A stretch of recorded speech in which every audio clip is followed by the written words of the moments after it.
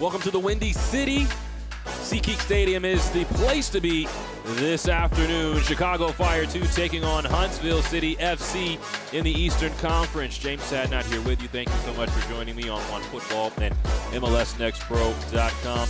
These teams on different wavelengths right now. For Huntsville, they're a side that currently sits 6th in the Eastern Conference, sitting on 18 points coming into today, and Chicago sitting in 11th out of 15 teams in the East. As we take a look at Chicago starting 11, a 4-2-3-1. They're coming off a loss 2-1 at the hands of Carolina Core. They make two changes, Jack Sandmeyer and Trip Fleming back in the 11 for Chicago this afternoon. And this is a young squad. They, in this 11, have 8 players under the age of 27, 18 or under. That does not mean that they are not talented. You think of Darius Height. Talked with an assistant coach this week about height, and he says he just has it. It's something that you can't really describe, something that you really don't know how to put into words, but you just know he has it. And Height was the man that scored last time out versus Carolina Core. So he will be in the 11 alongside of Robert Turndine and Vitaly Holyut. They will be in the midfield. Playing in front of them will be Dean Bolts, the Palatine, Illinois native, return on a loan stint from Fort Worth Madison last year, and he is back leading the line for Chicago. Now we take a look at the 11 for Huntsville City FC, coached by Chris O'Neill, sending out a 4-3-3. They make 4 changes from their loss at the hands of Atlanta, a drubbing 6-2. And they were up 2-0 in that match, but they had a red card for Maximus Eck, and then in second half, another red card for Moises Feliz. So both of them will be serving their red card suspension today.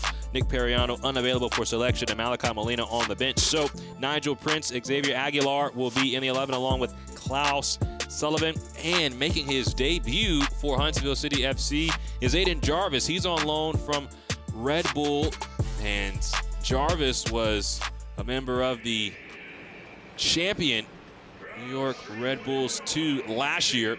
And so Jarvis will be getting a taste of some new scenery today versus Chicago.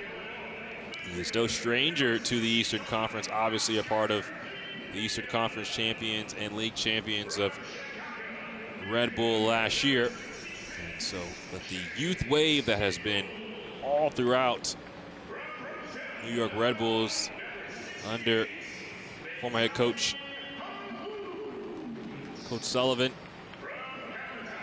and Coach Michael Bradley. They now send Jarvis here to Huntsville. Think of Audrey Mehmeti, one of the great players that is playing on the first team for New York. And now we turn the tide to Huntsville and Chicago. Huntsville will be in the blue, and Chicago will be in the red. Our referee is Ryan Homick. And for this Eastern Conference matchup between Huntsville City and Chicago, the two met earlier this year, played to a 0-0 draw. Chicago earned the extra point, but Huntsville has lost just once all time to Chicago since becoming a franchise back in 2023. That loss came in 24, a 4-0 loss at Joe Davis Stadium. So they've never lost on the road. They will now take on a very young Huntsville side, a very young Chicago side, with 8 players under the age of 20. All men above the age of 20. You think of the likes of Jack Sandmeyer, Trip Fleming, and Damian Neek. One thing to watch as we are almost ready for kickoff. Goalkeeping for Chicago. The 16-year-old in goal, Jason Nemo Jr., making his 4th appearance of the season. There is the whistle, and we begin. Or a pump fake, as we will have to have a re-kick. So just let the tension rise a little bit more here in the Eastern Conference.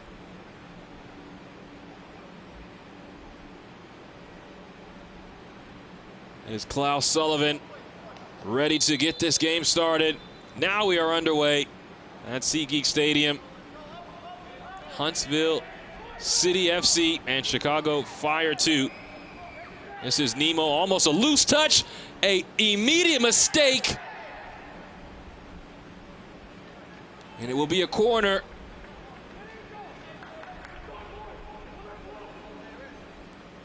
So a loose touch from the teenager put him in a precarious position, and then lucky that he didn't make contact there, as his day would have been done early. So a corner inside of a minute. Ball whipped in, headed away by Trip Fleming. Sullivan taps it back to Gaines. So under some early arrests are the Fire. Cristiano. Aguilar working his way into the area. Tries to draw it back. Nagel cuts it out. Immediate pressure being put on by Huntsville. That's what their coach wants to see. Coach Chris O'Neill said that across the unbeaten streak and their 4 straight wins, they were the aggressors. They put a lot of pressure on their opponents defensively and played to 3 straight clean sheets before the loss last time out to Atlanta. And they immediately come out on the front foot.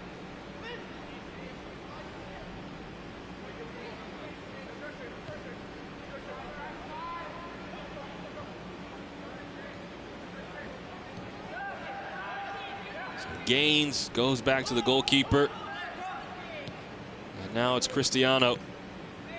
Had one of the 2 goals last time out along with Gaines. They went up 2-0 in the first half. Maximus Eck picked up the red card in the 31st minute. But they somehow found a goal from Gaines going into the break.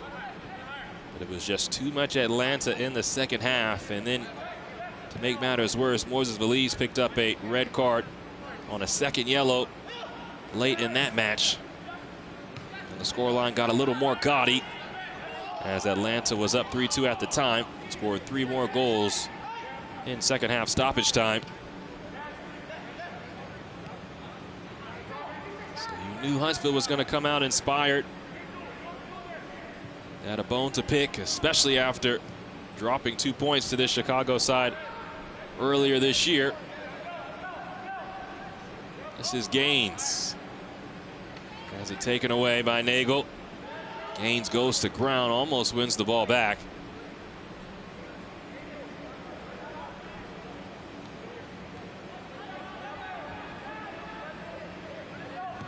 Cups lets loose.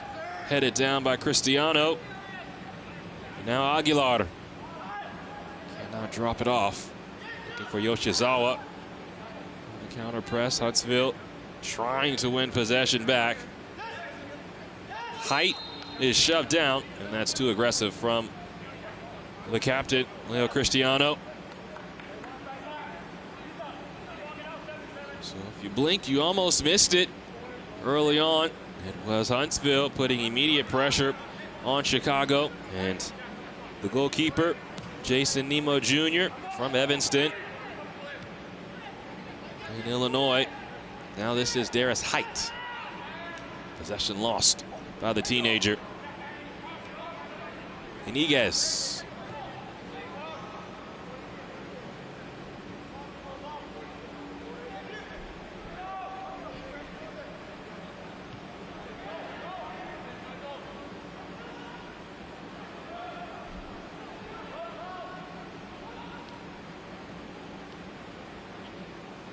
Ball won back by Huntsville.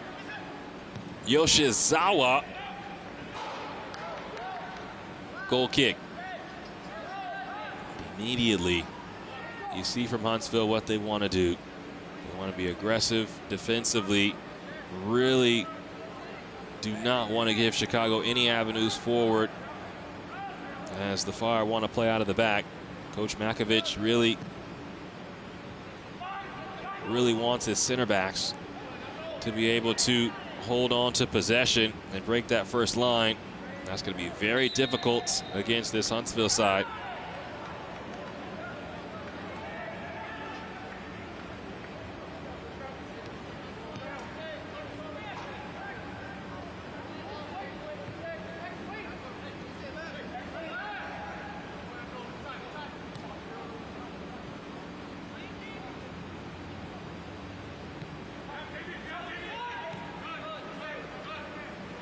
Neek.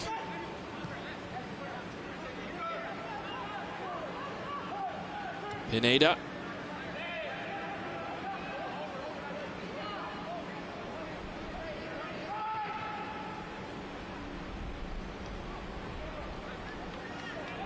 Now Chicago breaking loose.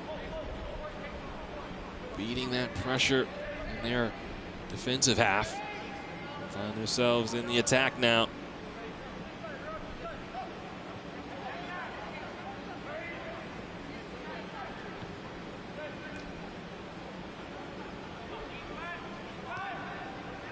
Ball dumped in towards Darius Height. It'll take a bounce.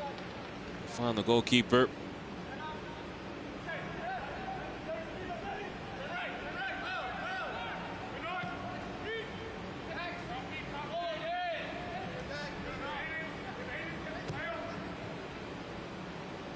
Aguilar switches the point of attack. Reynolds.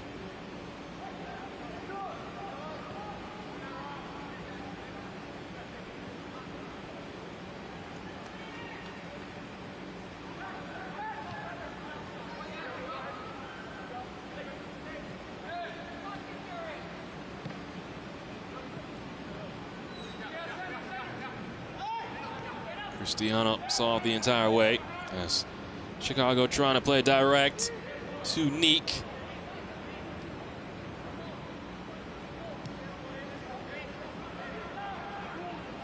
Eighth minute of action. No score between Huntsville and Chicago. Very tight in the middle part of the Eastern Conference right now. A win for Chicago would do them very good. Gaines goes to ground. Play on is the decision from Ryan Homick. Robert Turdine putting in a lot of work there. Finds a teammate in Hulyut. Vitaly Hulyut. Can't put it on frame.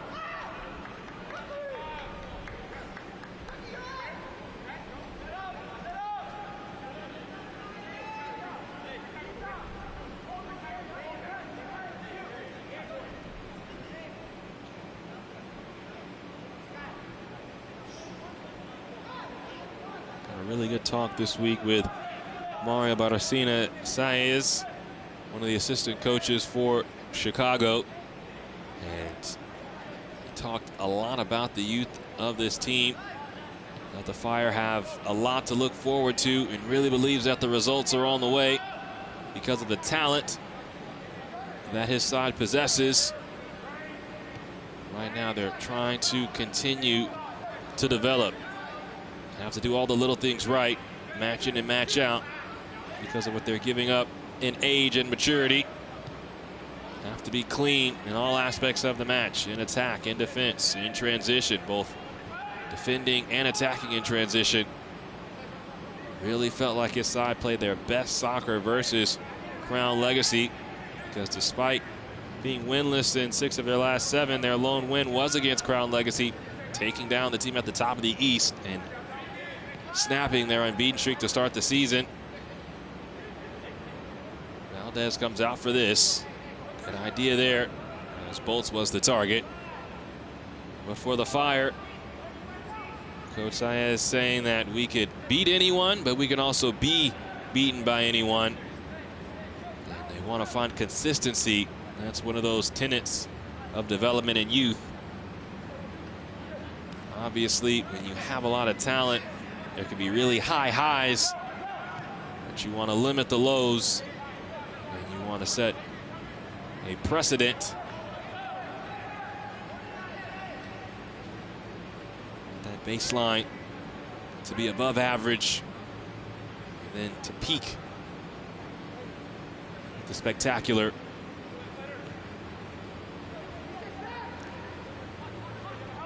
Sandmeyer.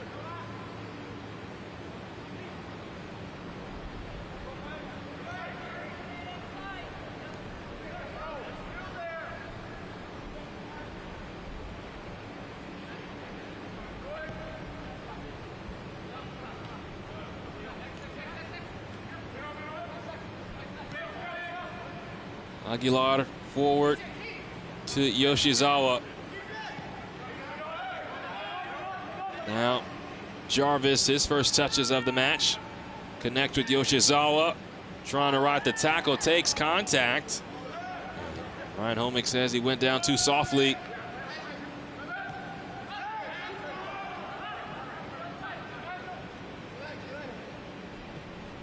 Nigel Prince back in the starting 11. Abdel Talabi, his center back partner.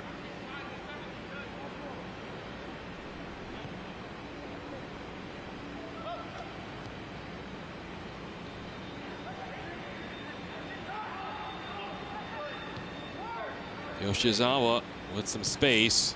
Quickly forward to Aguilar. Cristiano drives in across, controlled. Sullivan trying to step through, but never takes a shot.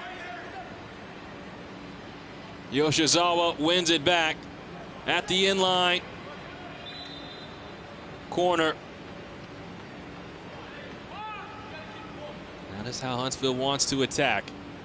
They can get into space on the wing, want to break to that inline, and either pull the ball back or drive in across to find a recipient.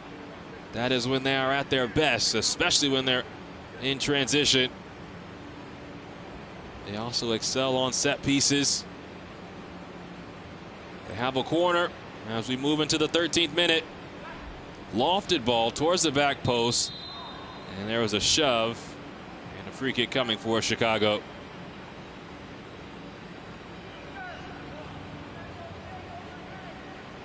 Think about Huntsville before Chris O'Neal missed the playoffs in 2023, their inaugural year. Then in 2024, multiple coaching changes, long winless streak. And then they were stabilized late in the year by O'Neal. Last year, his first full season. And they are 1 point off of winning the Southeast Division. The team that wins the Southeast Division in Chattanooga, they take them down in the first round of the playoffs. Just fall to Philadelphia 1-0 in the semifinals of the East. And they are once again one of the top teams in the Eastern Conference. Right now, Chicago with an opportunity. Shot! Goal! Robert Turdine.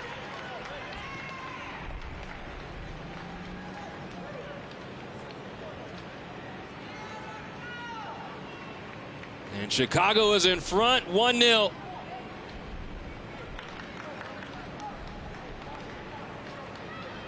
Turdine finding some space on his right, and he beats Valdez with a strong strike. Chicago is in front by a goal.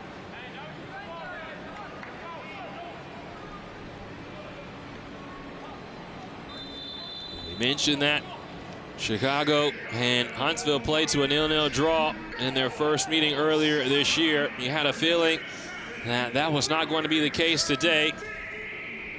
Chicago this season has really struggled in the goal scoring department. That is just their 12th goal all season.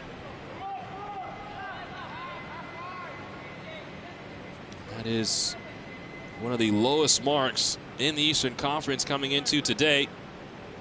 Last year, they were at the top of the league with 69 goals. And so they are just a ticking time bomb. Now coming the other way, this is Sullivan for Huntsville.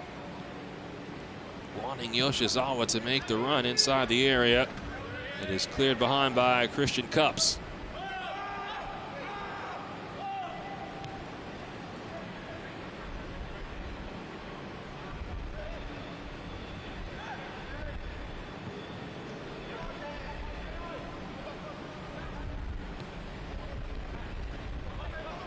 Chicago in possession again.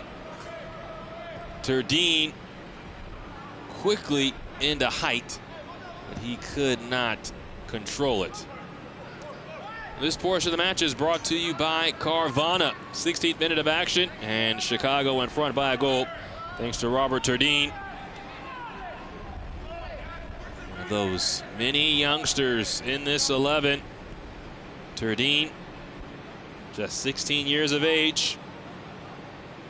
One of 7 under the age of 18 in the starting 11 today for Chicago. With the talent on full display as he calmly took it onto his right, picked his spot, and didn't make a mistake.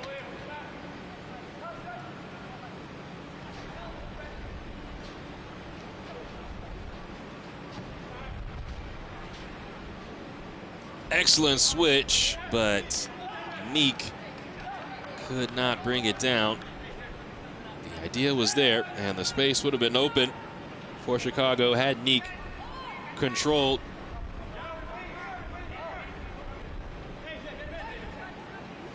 Huntsville, very unlike them in the goals allowed department. They have now given up 23 goals overall, and that is second most in the East, only to Inter Miami.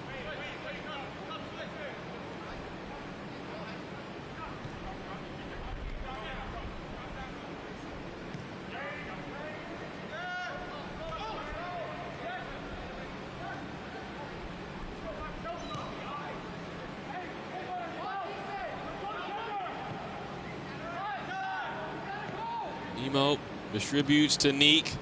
Down the line towards Darius Height. Good ball from Neek. Height picks his head up, stands this ball up. Controlled by Trip Fleming off the carom. Return to Height, but a loose touch takes him towards the end line. Sends in another cross. Mishandled, but a clearance nonetheless from Reynolds. As Chicago has settled in to this match at home, looking for a second goal in this first half.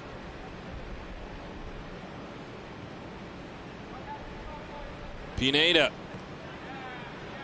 Cups, who has joined the fun from his center back position. Now Height. Cross comes in. Cleared high into the air. And Valdez is contacted. Dean Bolts has to be careful.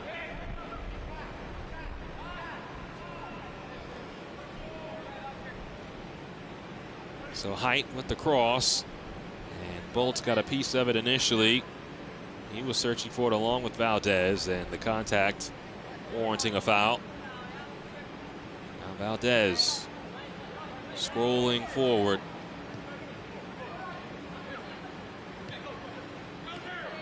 Cristiano launching a ball towards Aguilar. Fleming first to it for Chicago.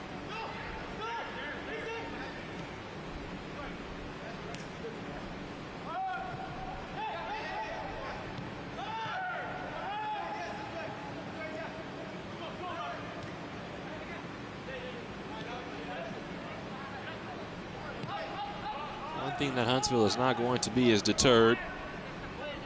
They have plenty of firepower themselves in their lineup. Already mentioned the likes of Julian Gaines and Leo Cristiano, who scored last match. But you also have to think about Klaus Sullivan.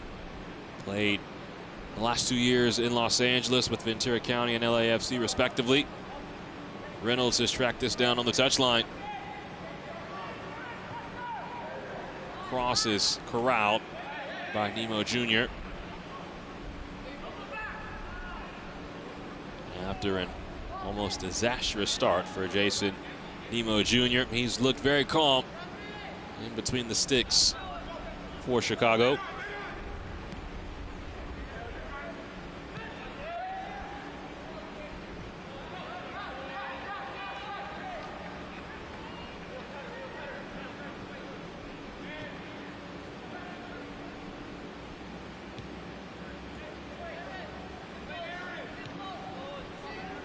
Now Height with some space to operate.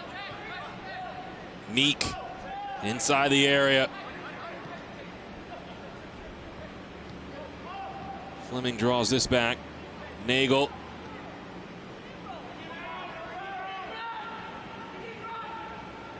Pineda.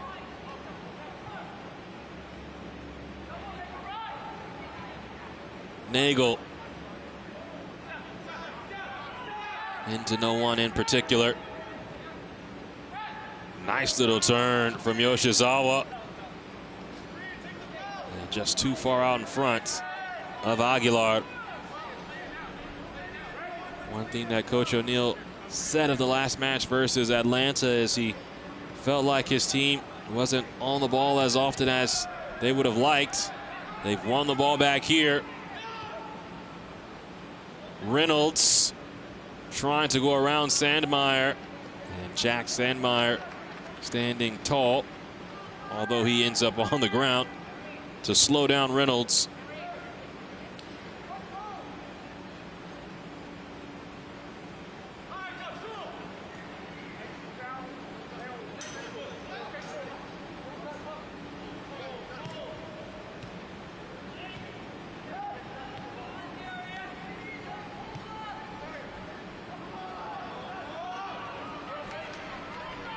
The turnover. Here comes Chicago. Nagel pulls this back.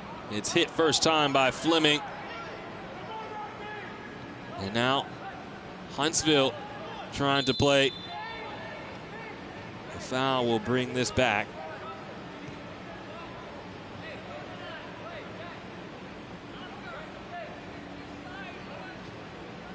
Be interesting to see how Aiden Jarvis fits into everything for Huntsville. Just recently signing on yesterday as he came in on loan from New York.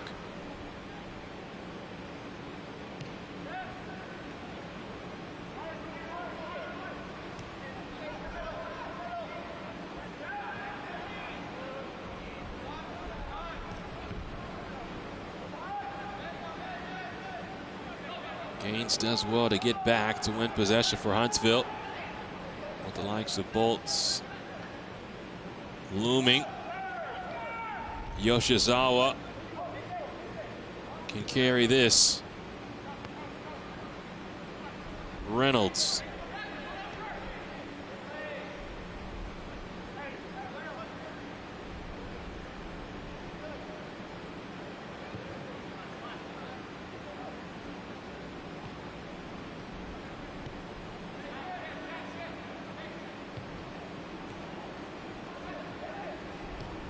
Jarvis with a smooth ball towards Sullivan. Now Reynolds takes the shot, takes a deflection.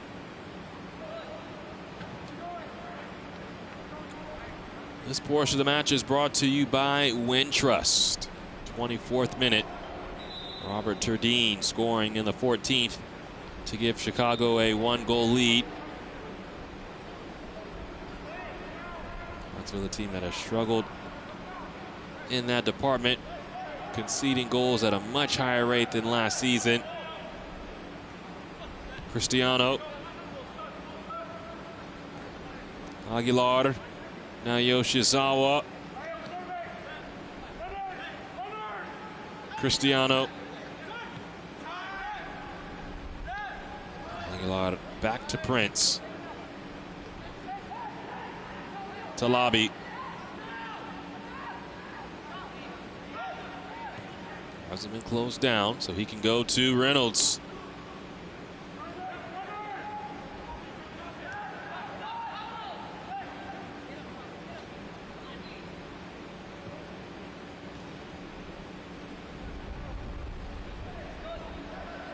Reynolds trying to stick with it, but he cannot. It's good defending on that left side for Chicago. Finishing the point on Huntsville defensively. 22 goals allowed, second most in the Eastern Conference behind Houston, but 17 of those goals coming against two teams. Obviously the big loss to Atlanta last time out. They also lost to Atlanta, giving up 4 goals earlier in the season, so 10 total in 2 matches.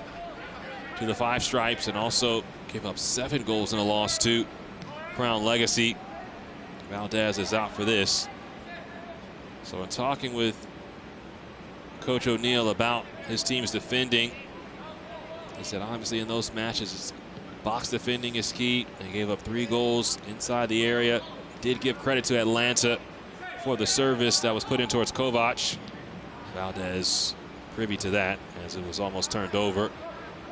And now have to find some goals of their own.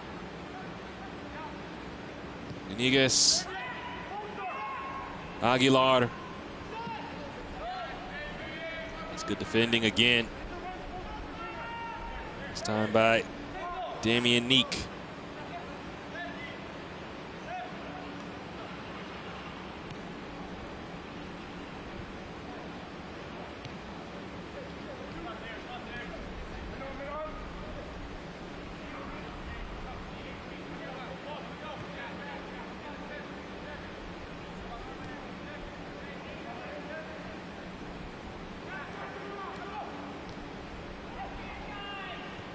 Bobby pops up. Now Yoshizawa trying to pick out a pass over the head of Aguilar.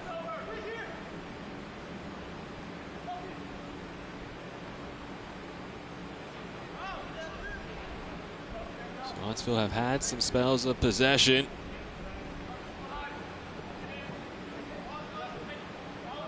They find themselves on the ball once again. Coming into today, they were unbeaten in 6 prior to their loss to Atlanta.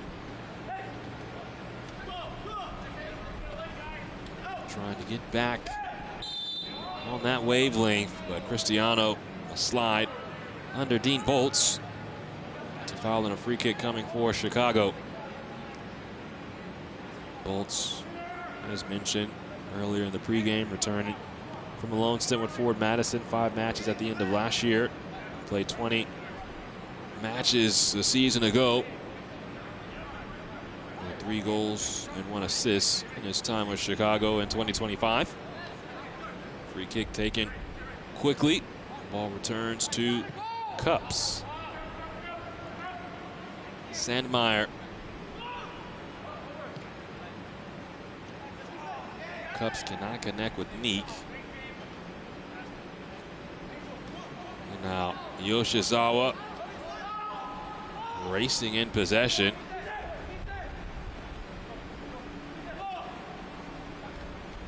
Trying to do it by his lonesome. He's shoved down.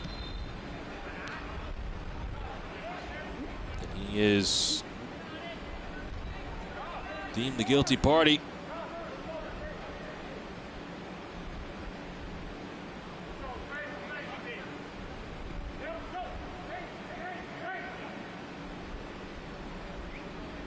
About the form for Huntsville. Unbeaten in 6 of 7. Well, Chicago just 1 win in 7 matches. They have lost in 3 of their last 5. So this would be a big step for Chicago in the right direction. The entire coaching staff truly believes that results are on the horizon. Clean slide from Nigel Prince. The corner is coming for Chicago.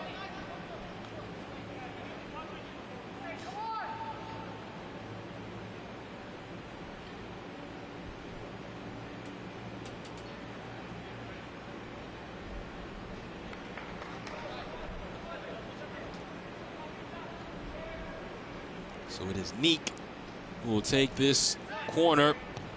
Outswinging ball with pace. Smashed home by Darius Height.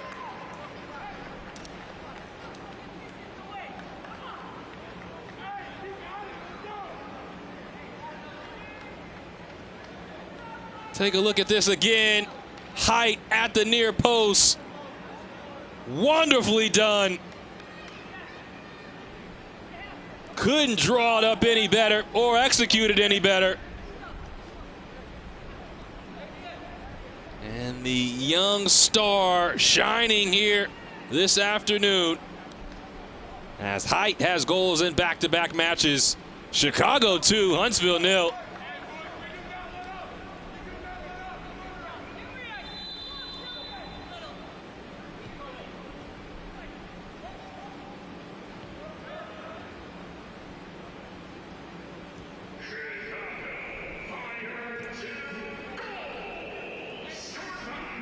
31st minute of action now. And Chicago is on top by 2. Huntsville trying to change that. Aguilar weaving, receives it back from Inigas. Reynolds has gains off his right shoulder, finds him. The cross is cut out by Sandmeyer. And a throw-in coming for Huntsville. But again, talked with Coach Saez about height. He says he just has it. Knows what it takes. When you have a player of that caliber at such a young age, you just have to find him, let him make plays. That's 57 in red. Right now, Chicago must defend. Corner played short. Sullivan stands this up, flicked along, and Cristiano will let it roll. Another corner for Huntsville.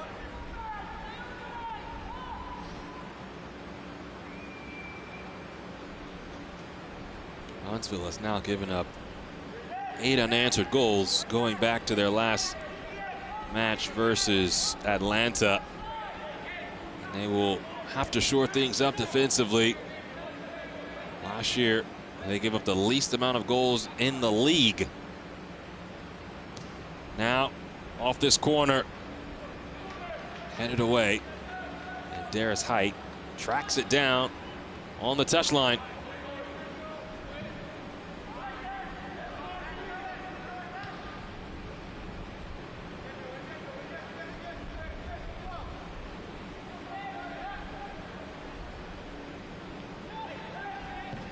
Nemo just tries to clear it away, and it will find the boots of Prince. Huntsville has had more possession in this match, but it's been Chicago that has taken advantage in the shots on goal.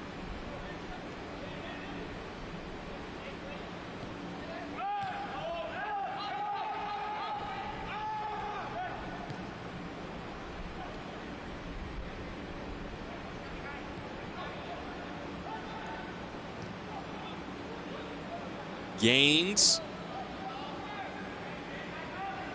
as Reynolds on the underlap.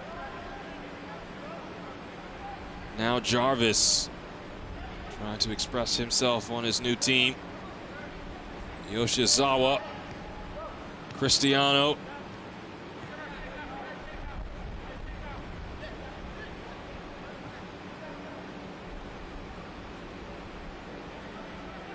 Reynolds. Jarvis. There's just 2 guys not on the same page. Not a lot of time between them, as that was the right ball into Inigas.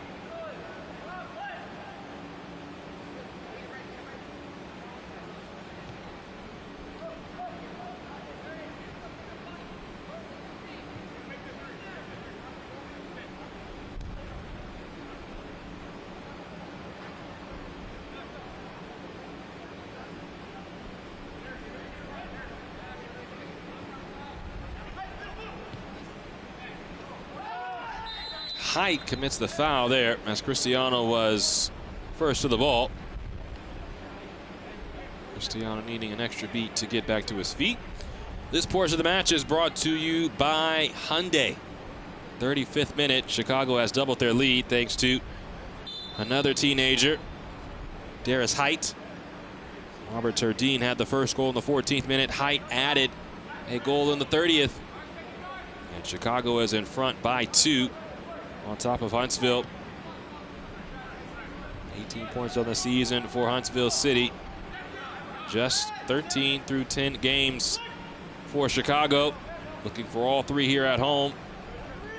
Cristiano closed down by 2. Neek, a nice move around Yoshizawa. Now Chicago will look to play a bit, but Gaines goes to ground and wins possession for Huntsville.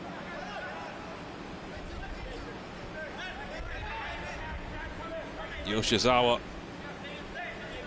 Aguilar, now Aiden Jarvis.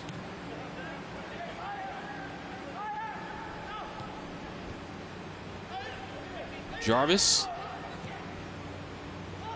flips towards Aguilar. Scoots it through. Yoshizawa takes it, tries to draw it back. Nobody there to get on the end of it. Jarvis, a nice steal.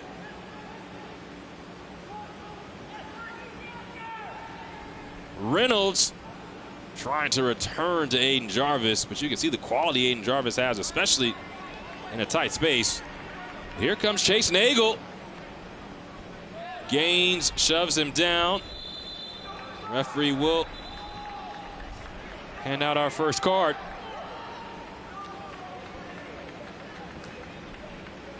So it is Julian Gaines who picks up the yellow card. You see here the shove from behind of Nagel. Ryan Homick was thinking about playing advantage, but the attack had fizzled out. So a free kick for Chicago as we near halftime.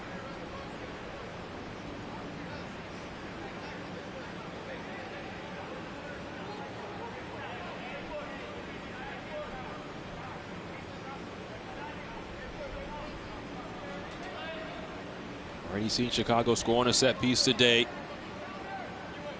Darius Height showcasing his athleticism.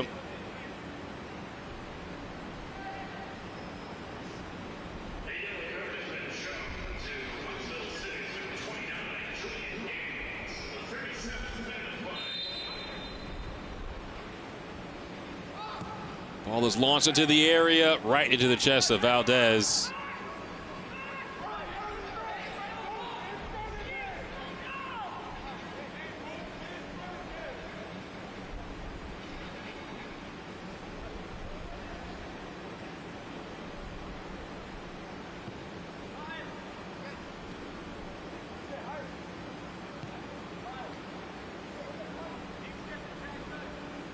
Coach O'Neill saying when his team has been good, the press has been good.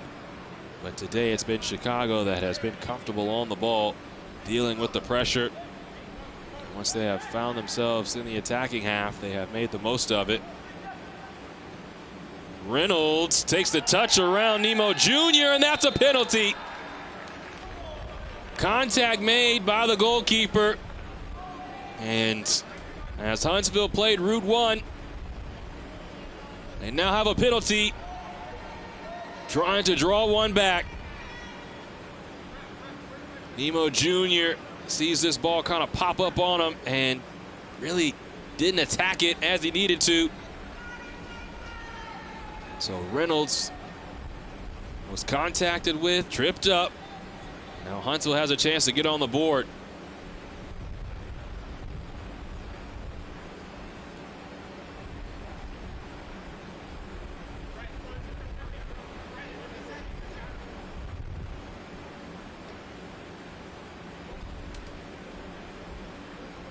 Penalty taker is Misei Yoshizawa.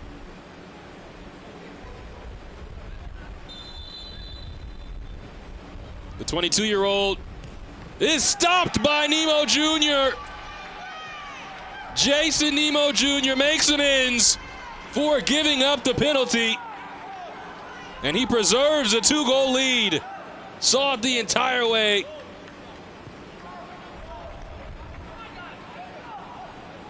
So all the youngsters shining bright this afternoon. Now this is Bolts racing forward. Turdine, Bolts finds the back of the net in the end. He was stopped initially, but the second shot hits the twine, and Chicago is on fire at home.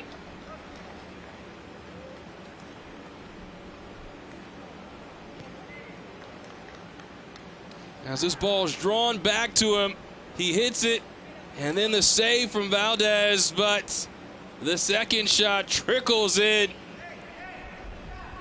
and the Fire have put up 3 goals on top of Huntsville in this first half.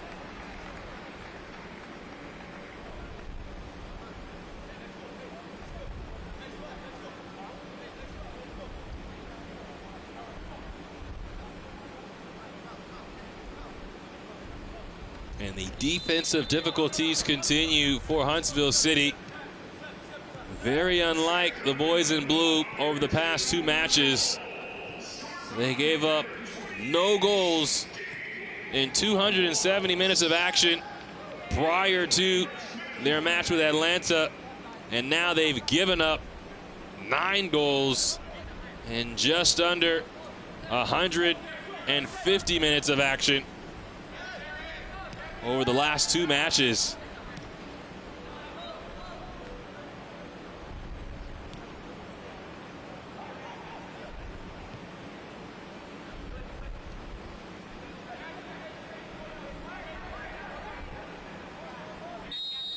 A little shove from behind.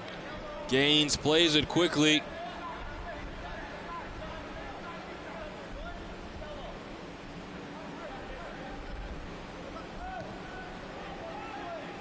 Nobody there to latch on the ends of that for Julian Gaines, but might have the tables turned in a matter of moments. What looked like it was going to be a 2-1 game after the mistake made by the young goalkeeper. He makes the save, and then immediately after, Chicago takes advantage.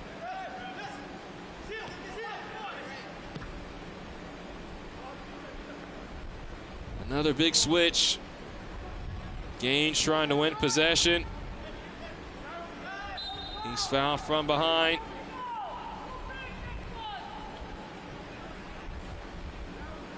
It is worth noting that Huntsville is without their leading goal scorer today, Maximus Eck, who picked up the red card in their last match, a loss to Atlanta. And then moments later it was Moises Feliz in the second half who picked up a second yellow, and he was dismissed from the match. They've been at full strength today, and it hasn't mattered. Chicago has taken it to the away side. Aguilar shoved down. It will be a throw-in for Huntsville.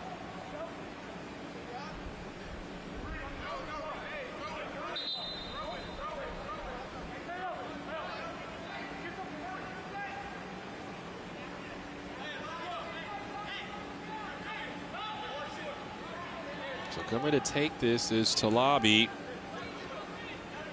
Looking like it might be a long throw-in as we near the 45th minute of action. Ball does come into the area.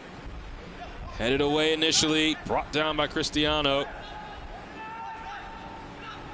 And Gaines goes all the way back to his goalkeeper, Xavier Valdez.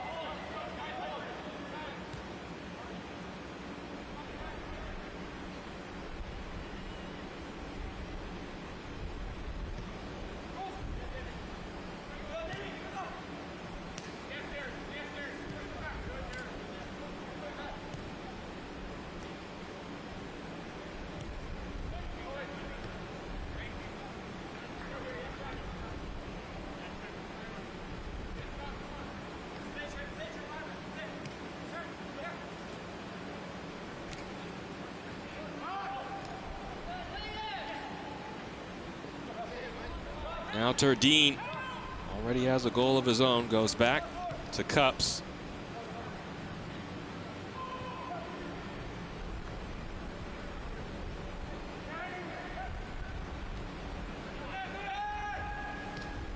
Cups under some pressure, turns it over. Yoshizawa. Aguilar, numbers with him inside the box. Aguilar to the inline, tries to stand this up. It takes a deflection as it flies out for a Huntsville corner. Fourth official announcing a minimum of 2 minutes of added time. Huntsville has a corner as they try to find a way back into this match. Down by 3 goals in the first half. Corner played short. Yoshizawa. Iniguez. He's dispossessed. And Chicago will start the race the other way. Huyut. Height. Ball still with Chicago. Darius Height into the area. All these touches so smooth. Fleming, a little header towards Turdine.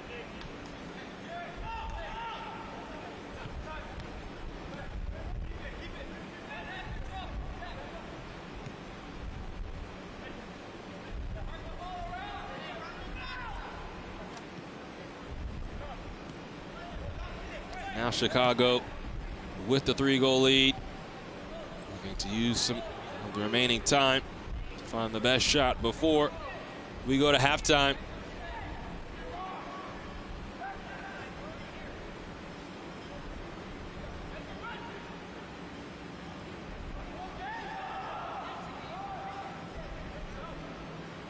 The ball will roll out.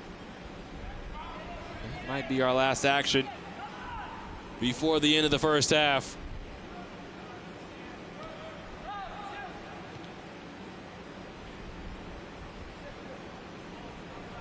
Coming into today, Chicago had 11 goals in 10 matches.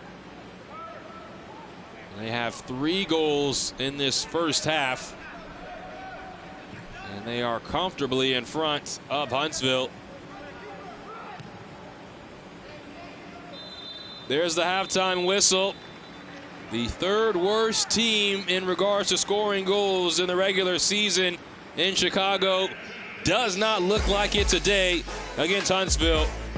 The Fire put up 3 on top of Huntsville City. And our halftime score, Chicago 3, Huntsville City 0. Coming up in our halftime show, we go back to the Northeast for another player pathway success story, plus highlights and stats after this brief timeout.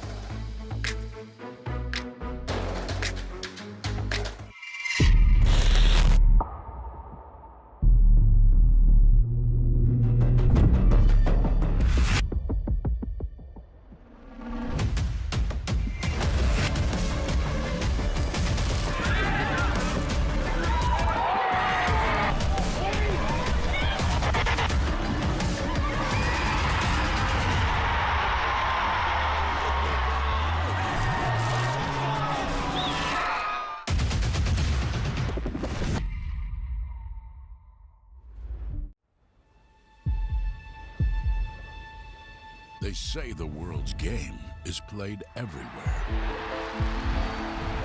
This is how we play it here. Every weekend across North America. From Vancouver's mountain rain to the shores of Florida. From the City of Angels to the Heartland. The world's brightest stars light up our fields. Let's go. And our fans bring the world to life. In every language, in every city. One game, one roar. Sold out nights under lights. New soccer citadels rising from coast to coast. Every chant, every goal, another brick in a growing relief. Now, the world's biggest stage comes to our home. And when they arrive, they'll find the game's heartbeat has been here all along.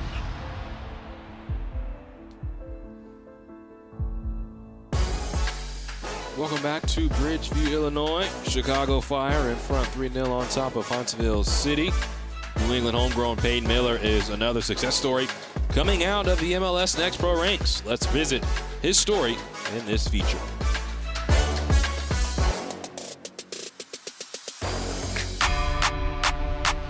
A lot of upside, a huge ceiling for this young kid. You're going to like him a lot. His name is Peyton Miller. This is great stuff again. Oh, my goodness.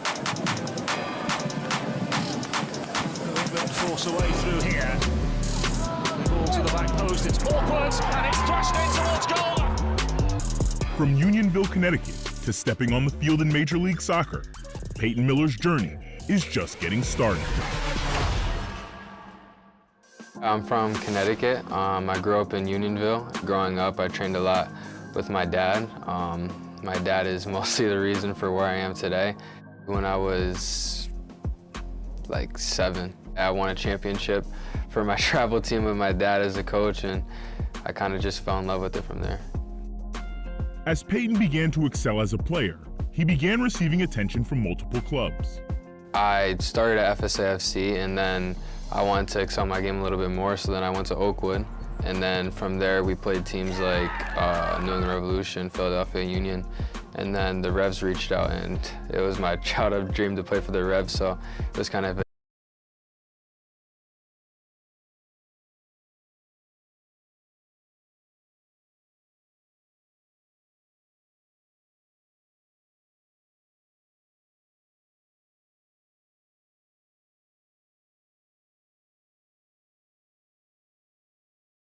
decision for me to make to come here. When I arrived at the Revs as a new employee, the staff was telling me about a young man named Peyton Miller. And so right away I went and did as much research as I could, and when I watched him play one time, it was like, wow, this kid is special. Just the way he moved, the way he was working with the ball, the way he looked around naturally. I knew as well as others knew this kid had something inherently in him that we wanted to be around. Dreams don't come without sacrifice. At just 13, Peyton had to leave his family and friends behind to pursue soccer full-time. It was hard not being able to be with my parents and not being able to see friends, but it was the sacrifices that I had to make to live this dream. And before that, a year earlier, my parents had to drive 2 hours every single day from Connecticut to Foxborough just so that I can make training, and I'm very grateful for that. Moving into the Academy's residency program gave Peyton access to top-level training and gave him a platform to continue growing. And our world structure is everything, because players they're learning so much. There's academics, there's social development, there's physical development, there's goals, there's outside pressures already, there's social media. So what we need to do is we need to provide structure to allow these players to chase their dreams, but chase their dreams with guidelines and helpful. And then when they need a little something extra, we're there for them to help them navigate whatever's in front of them. By 15, Peyton's hard work paid off.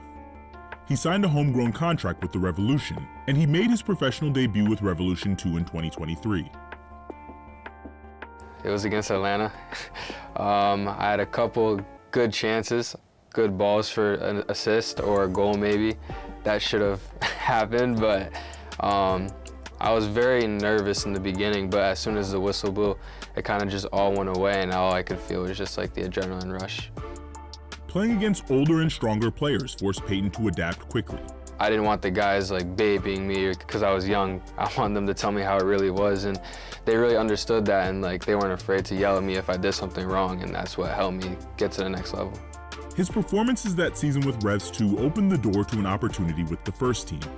At the end of our season with the second team, they gave me the chance to come train with the first team, and then that a little bit previous of that, that's when I signed my homegrown contract. So that was a very big step. You know, the speed of play was crazy when I got to the first team, but I got used to it for a little bit, and then that's when the off season hit, and then that's when I really started to like train, and I came back for the preseason and I was ready for it.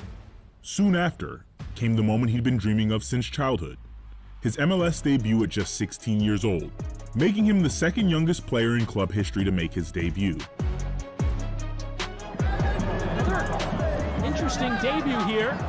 Obviously all the talk about Kevin Sullivan, but Peyton Miller will make his MLS debut, the 16-year-old from Unionville, Connecticut. My parents made the trip to Philly so they could see me play, and I kind of knew before the game that like this might be the game that I come in, because they told me that week that I'll probably get in that game. But I was nervous stepping to the line, but Caleb just said to me like, have fun, this is what you love to do, just go out there and be a kid, and that's what I did. I kind of, as soon as I stepped on the field, everything just went away and it was just me and the ball. For Peyton and his family, it was a moment of pride. They were all excited. You know, I got a lot of texts from everyone, Instagram stories, all that type of stuff. Everyone just saying that they're proud of me. It was kind of just like a full circle moment, being able to represent the badge and represent my family, my friends, and knowing that all the hard work that I put in, the sacrifices that my parents made, paid off. 4 days later, Peyton would make his full MLS debut against FC Dallas. Okay, here's Miller, goal. Bobby Wood! courtesy of the 16-year-old Miller. The Revs to the lead. Peyton hasn't just made waves at the club level. He's also become a mainstay in the U.S. Youth National Team setup, earning call-ups from the U15s through the U23s. He featured in all 4 matches at the 2023 FIFA Under-17 World Cup, and later represented the United States at the 2025 FIFA Under-20 World Cup as one of the youngest players on the roster. As a staff, when Peyton debuted with the 17s and went on, we all have these Slack channels and his pictures coming up from different players snapping the TV going, there's our friend, there's our teammate, there's our guy, and then other coaches. It was really endearing just to be together. It was because we were actually on the road for a game as an academy staff, and that was amazing. And then to see the whole transformation of where he goes and what he's done, we couldn't be more proud. Peyton hopes his story can be a blueprint for success for the next generation of Revolution players. It means a lot to me, you know, like to have younger kids look up to me, and some kids will come up to me and ask me like, what'd you do to get where you're at? And I kind of just tell them like it takes sacrifice and effort, and you just have to be willing to put in the work. But there's a lot of kids that come up to me, and I always tell them like, don't be afraid to come up and talk to me. Like, I was once where you're at, like don't be afraid.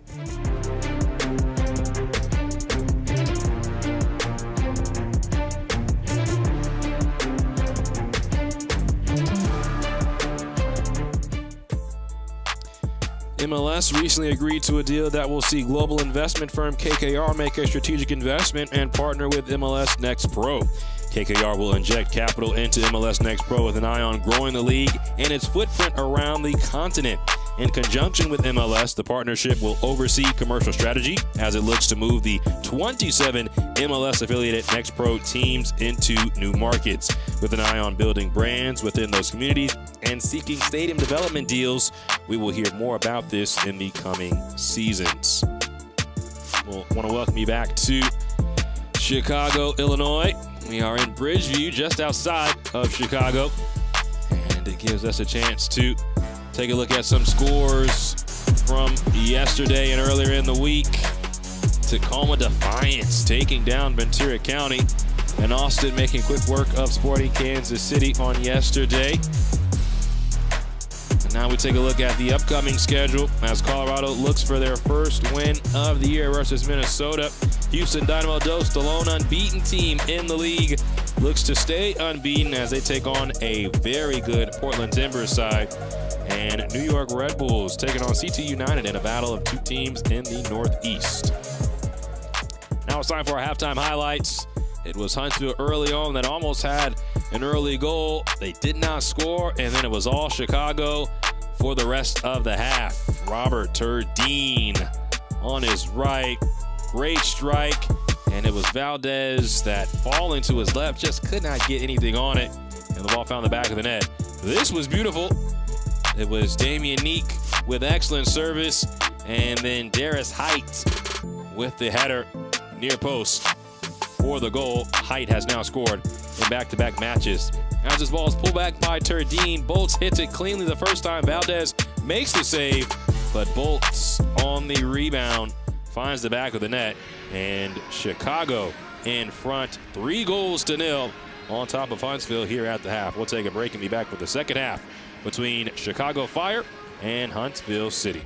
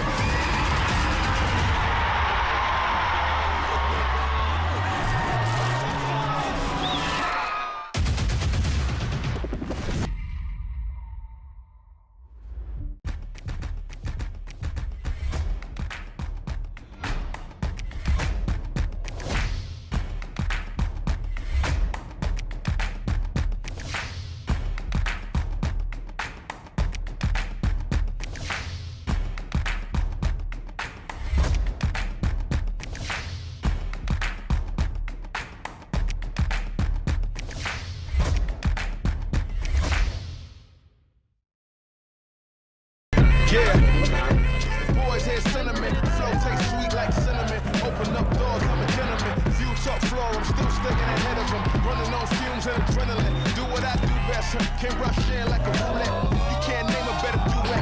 Don't ask questions. Trying to figure out what sound. Don't worry about what next. Just wanna know what's next. Man, I say it so loud. Don't worry about what next. Just know we got now. Oh yes. Man, I say it oh so proud. Don't worry about what next. Just know we got now.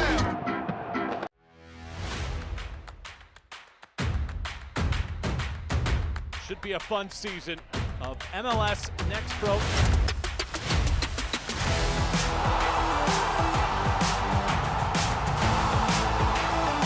Oh my! Pedrinho wins it!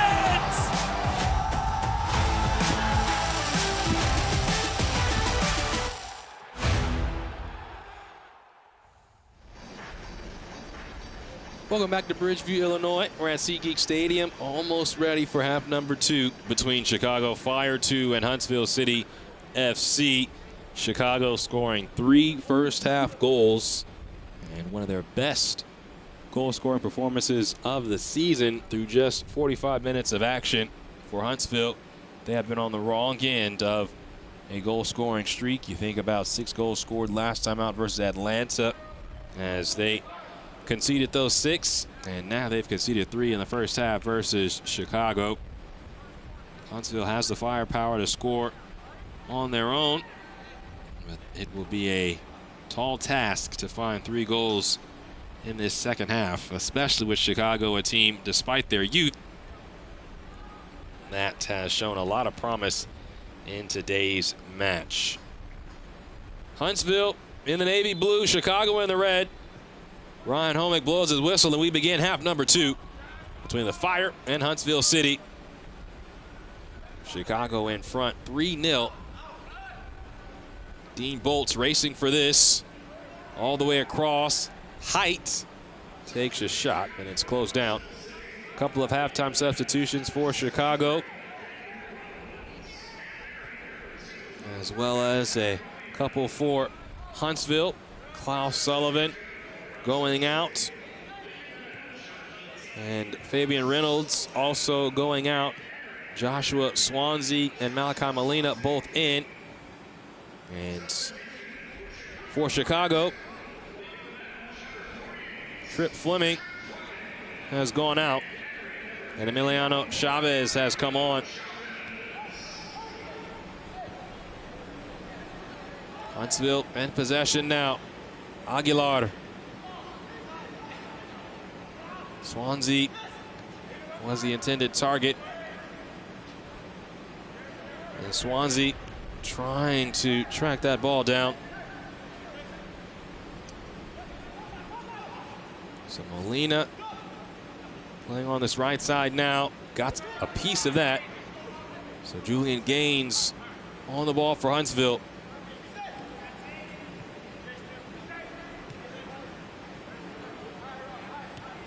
So Swansea coming in for Sullivan, a like-for-like substitution. And same for Molina, who can play right back, but will be playing on the wing here today. Can play any of those positions on that right side. He was a part of North Texas SC's MLS Next Pro Cup winning side back in 2024. And after that foul, Huntsville has an early free kick against Chicago.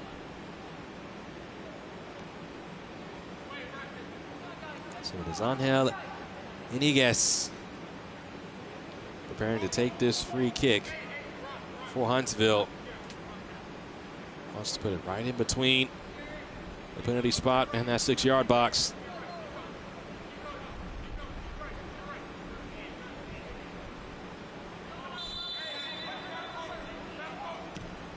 Ball comes in tight.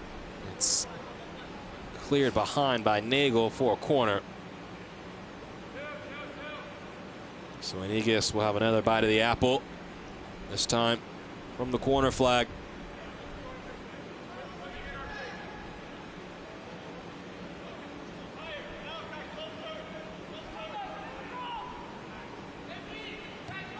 Ball lifted in, headed away by Sandmeyer. Gains first to it, and then Cups heads it away.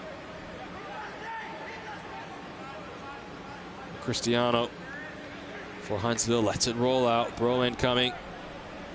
It was a 2-0 match when Jason Emo Jr. contacted Fabian Reynolds inside the area. And Huntsville had a penalty, but Misei Yoshizawa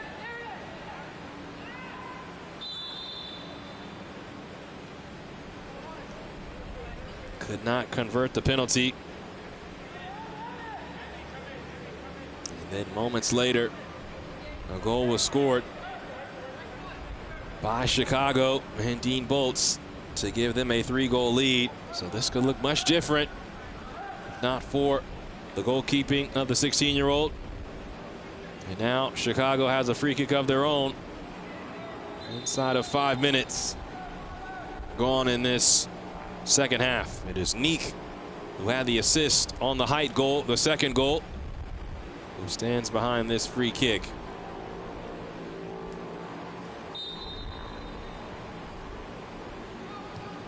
Fired in. And there was contact.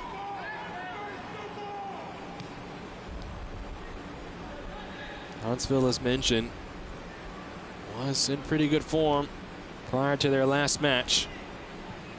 Wins versus Chattanooga and Carolina Core. Part of 4 straight wins, 3 straight clean sheets. But things have looked much different over the last 2 matches.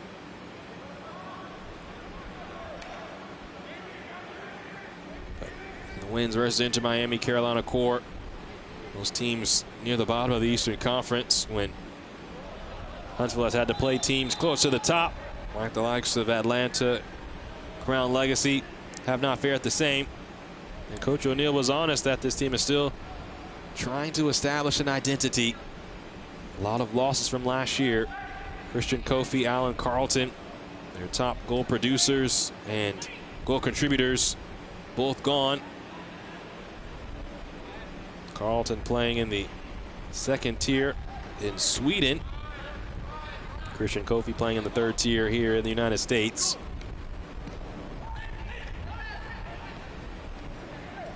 It's hard to make up for that production as Yoshizawa is fouled, and another free kick coming. Taken quickly for Huntsville. Maximus Eck was stepping up, but again, he's unavailable today due to red card suspension.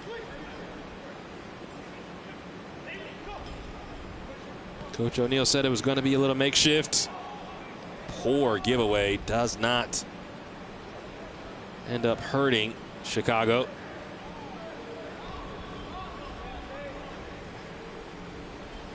But the Fire have taken full advantage of this opportunity at home through the first 51 minutes and change.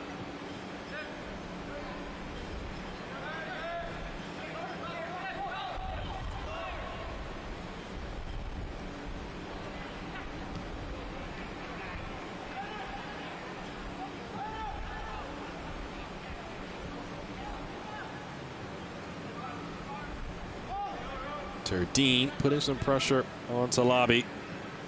And now he's able to fire it away. Molina, good initial touch off the chest. And now Huntsville has some possession. Aguilar. Excellent defending by Damian Neek. But Darius Hyde can't keep the ball in play.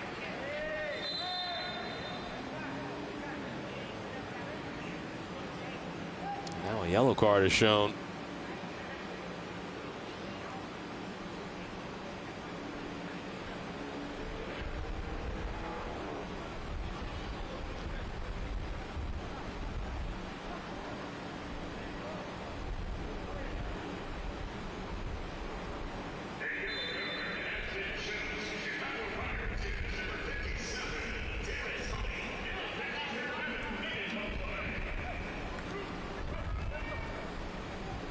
But it's Height who picks up the yellow card for delaying the restart. Height in possession now. Pineda can't take the touch into the area.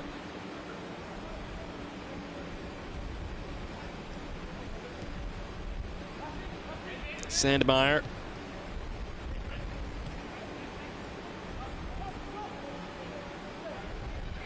Cups.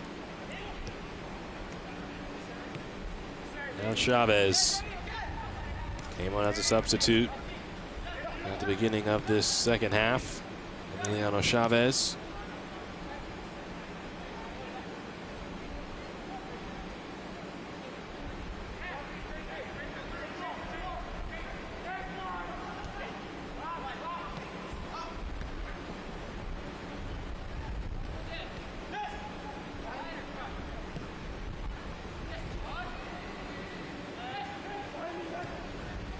Good initial touch. Height works back to Holyut. Vitaly Holyut right into the chest of Valdez.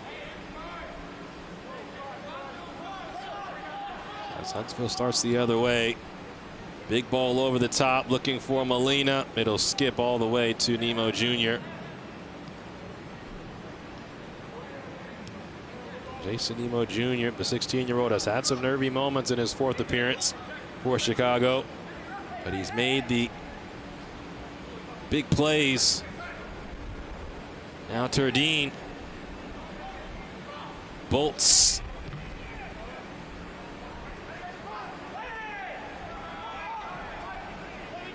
And it was Prince who kept that in play as he closed down the cross.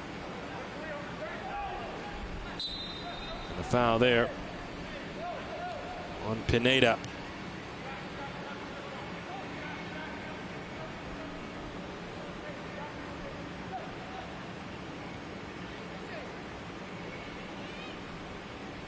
Huntsville is going to want to pick up the tempo in this match. They've had some possession. They really have not been as threatening as they would like.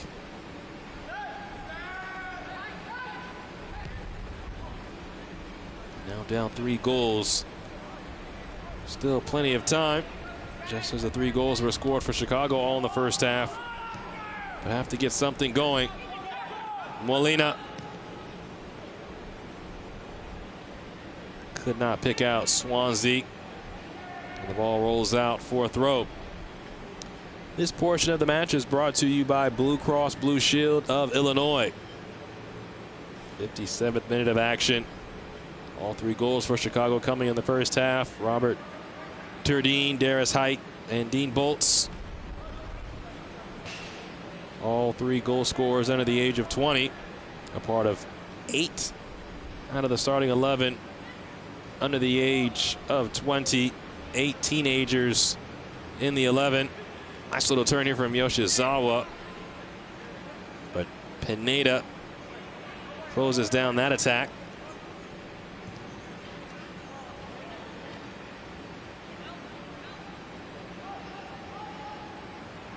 Bolts puts him in on his backside.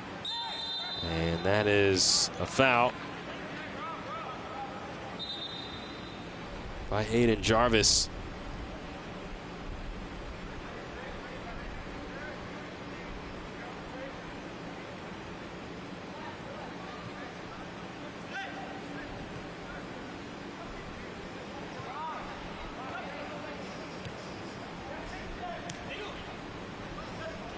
Poor ball. Now Jarvis trying to take advantage.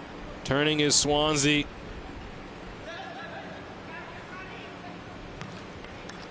And there again, Chicago does well. Gains. Can't keep possession.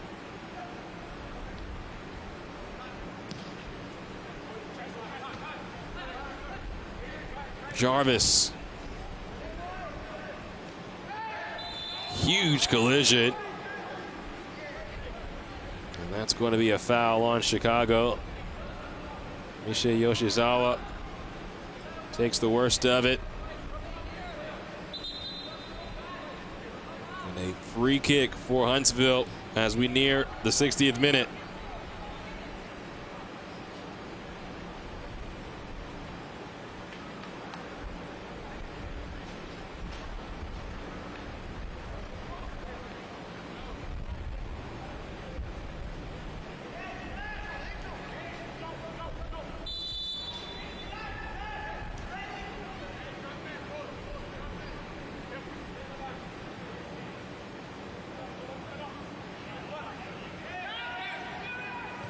Ball into Cristiano.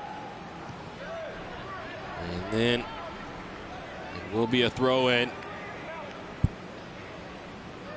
was Yoshizawa who ended up on the pitch. Now Cristiano can't slither through. Back to Talabi. This is Gaines. What can Huntsville create? Down by these 3 goals. Or will it be all Chicago here at home?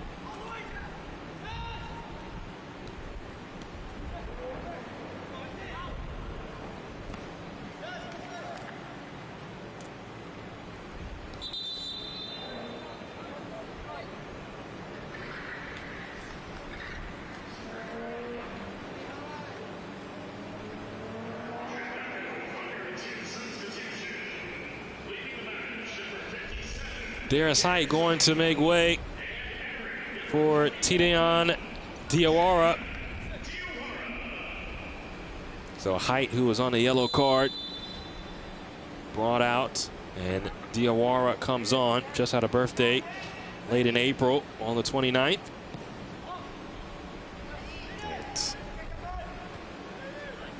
Height had the 2nd goal. He's now scored in back-to-back matches. Diawara now coming on as more of a defensive substitution. Hailing from France.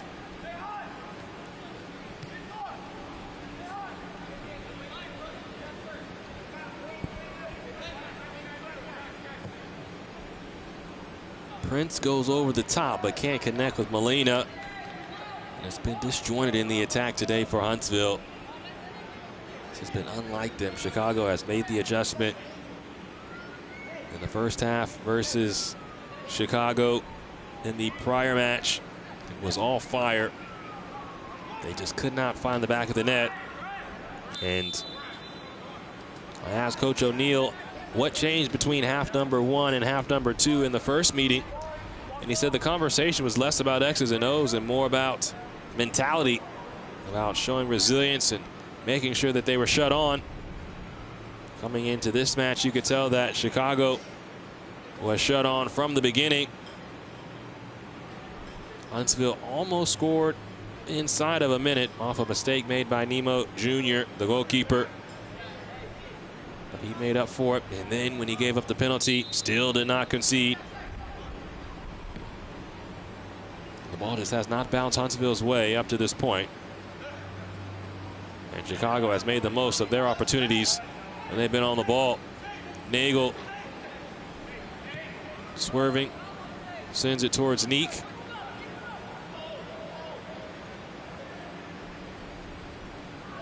Turdine is shoved down, and that will be a foul.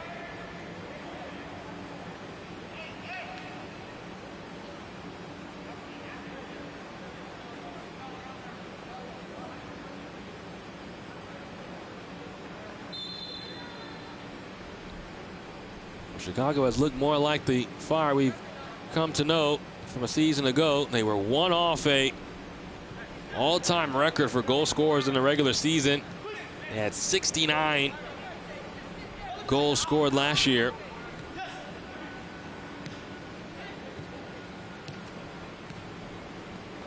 That is one off the record from Colorado in 2023.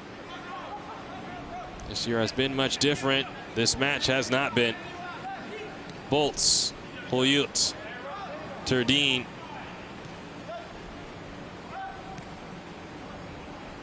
Valdez distributes. Cristiano takes contact, and that'll be a free kick. This portion of the match is brought to you by Carvana. 64th minute of action, and Chicago has been on top since the 14th minute. Their lead has grown since then as well.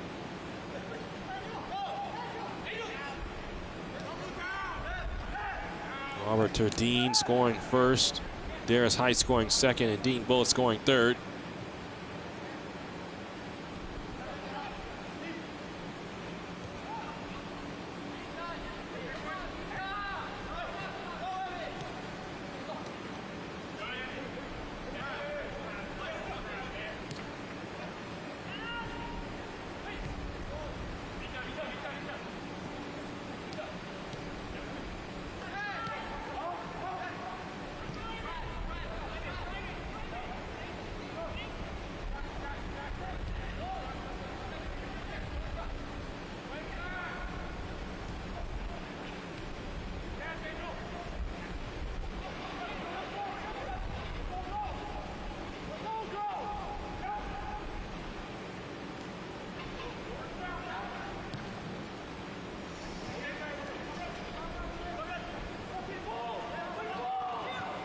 Turdine sets loose Neek.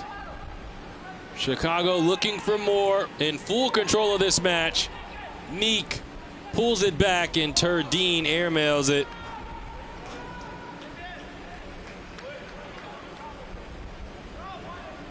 One that Robert is going to want back.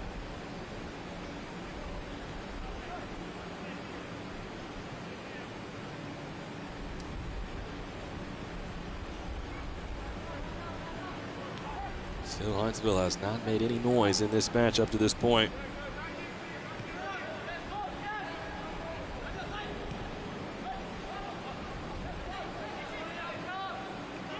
Another transitional opportunity for Chicago. Holute can't connect with Diarra.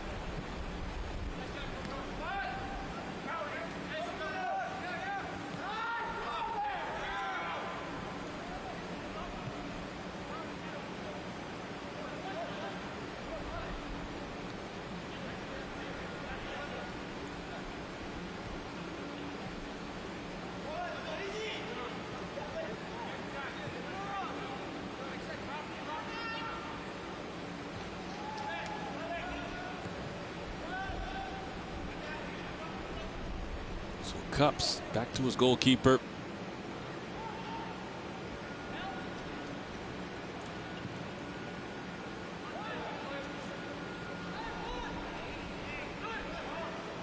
Yoshizawa. Molina. Yoshizawa trying to reconnect with Molina. Chicago just too compact here centrally. Nagel trying to thread the needle towards Dean Bolts.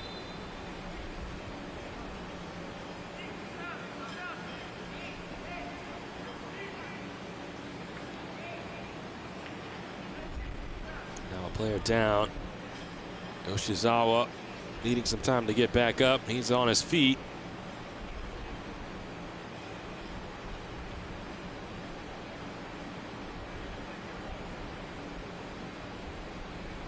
Coach O'Neill coming to giving some instructions to some of his team on the sideline.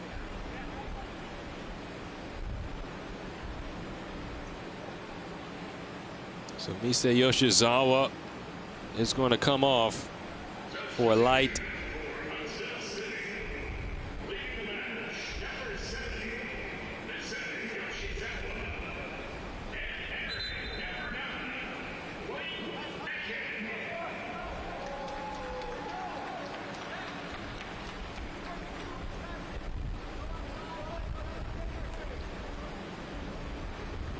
So we're here in the 68th minute. Chicago 3, Huntsville 0. Chicago hasn't had the best record against Huntsville coming into today. Just 1 win in 5. Things are looking good for the Fire right now.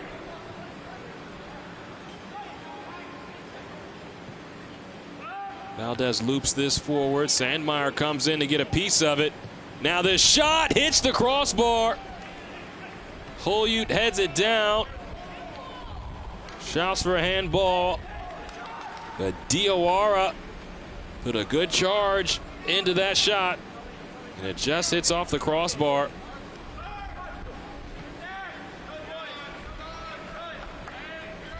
Tidiane Diawara, strong strike. And you see Hulyut, his header right off the arm of Gaines. Now Diawara again into the path of Turdine, trying to return the favor. Now Ike. Ball lost back to Sandmeyer.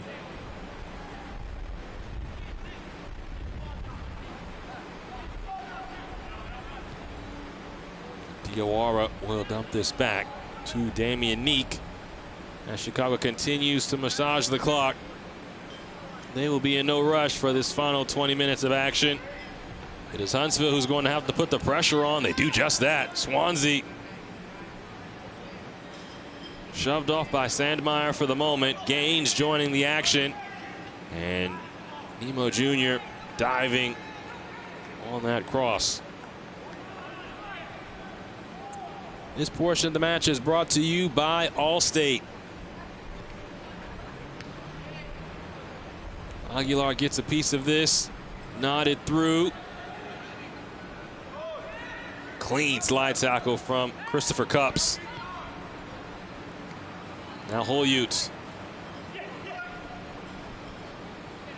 Racing inside.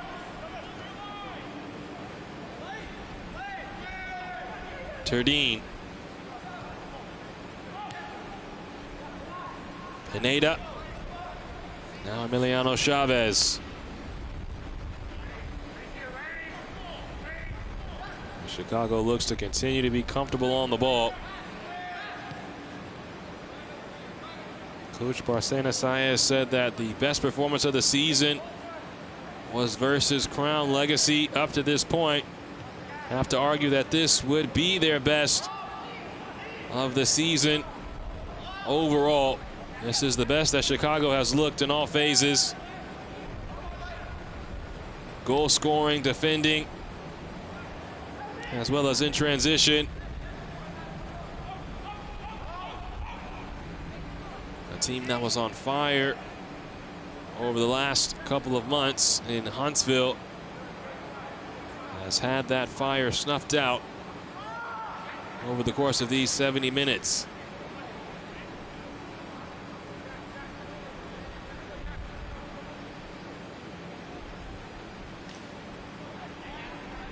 Barcena Saez saying that the results were on the way. It was only a matter of time. This team worked really hard this week. Now Diawara locating Vitaly Hulyut. Throw in for Chicago.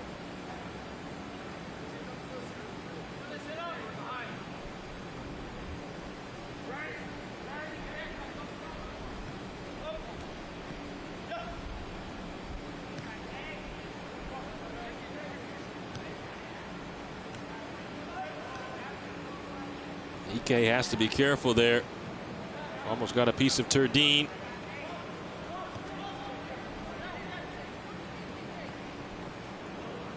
Talking with Coach Makovich before a prior match, he said that he did not want to get onto the team too much because of their lack of goal scoring, because the chances that they were creating were really good.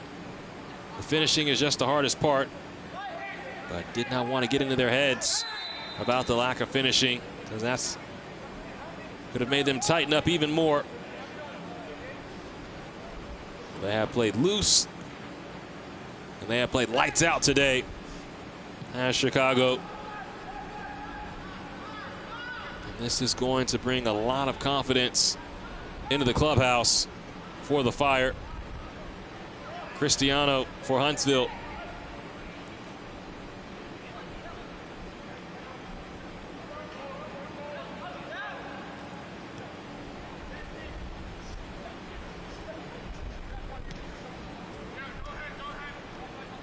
Molina. Gaines.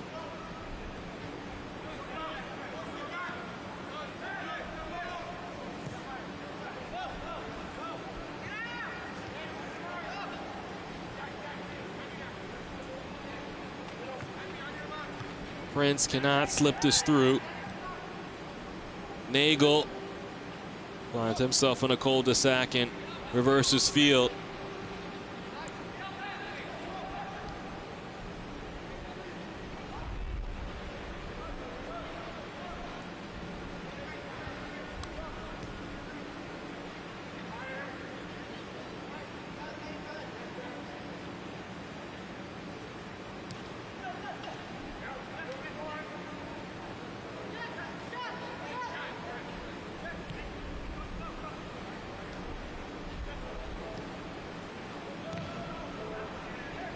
This ball will pop loose for Chicago.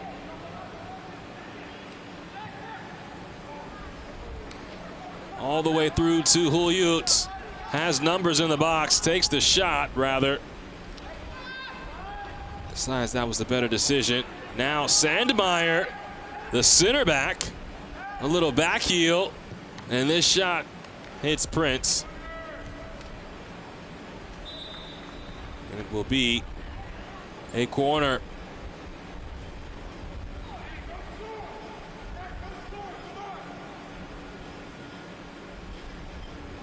Chicago has a goal on a corner today. And it's again worth noting they had 11 goals coming into this match through 10 matches.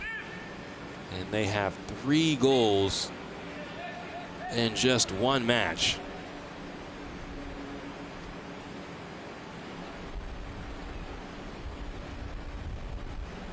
Neek, another good ball. Valdez gets a piece of it. There's a lot of traffic in front of the goalkeeper. Now it squirts through.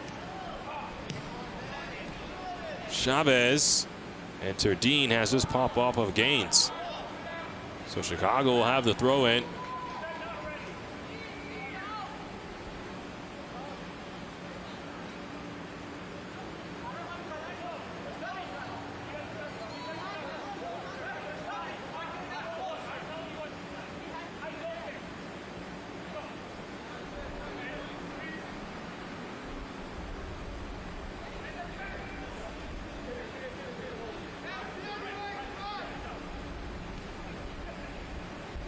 Now Chavez, Nagel, Hulyut. Nagel being held up, and that'll be a foul and a free kick for Chicago. Dangerous area for the Fire. And a yellow card will be shown to Iniguez.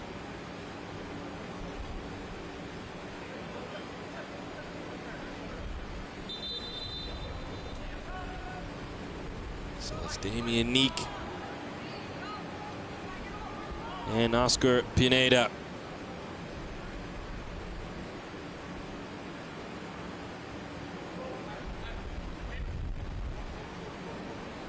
So Chicago making their substitutions now. Batoli Hulyut will come out for Milan Napoa. And Dean Bolts will also come off. Damian Villanueva will also come on.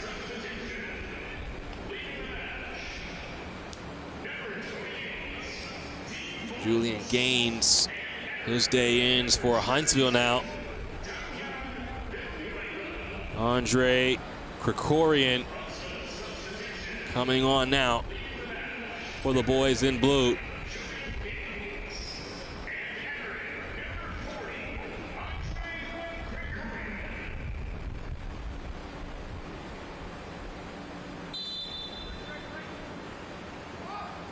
Neek going for goal.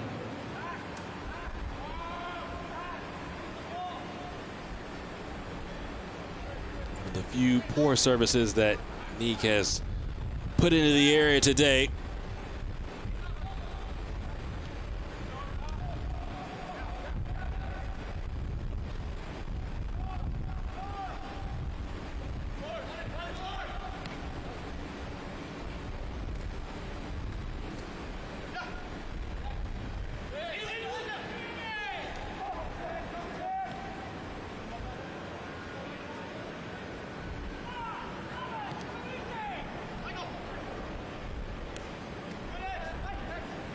Huntsville will win possession. And now has a throw in. Molina quickly back into play.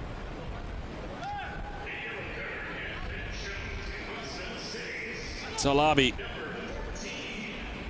Prince. Jarvis towards Molina. Nice touch to come more centrally. He finds himself in the channel. But Molina, that was a shot. It was sprayed wide.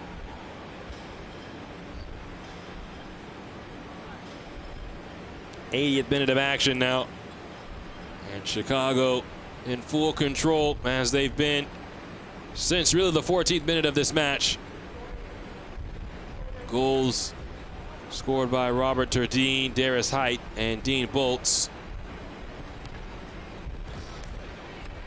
Coming racing in was Ike. It'll be another goal kick. Next up for Huntsville, they will take on Connecticut United. And then they have matchups versus Toronto, Orlando, and then a rematch of that big loss to Crown Legacy in the month of June.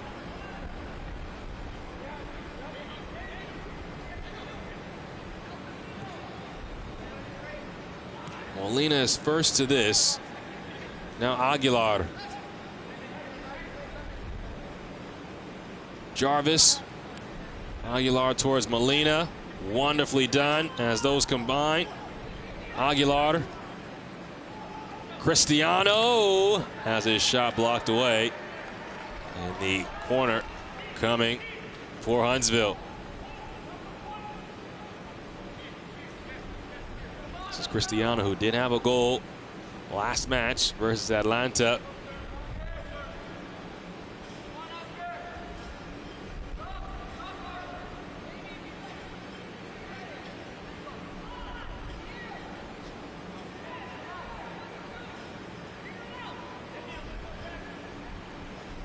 Now swinging ball, headed away quickly by Villanueva.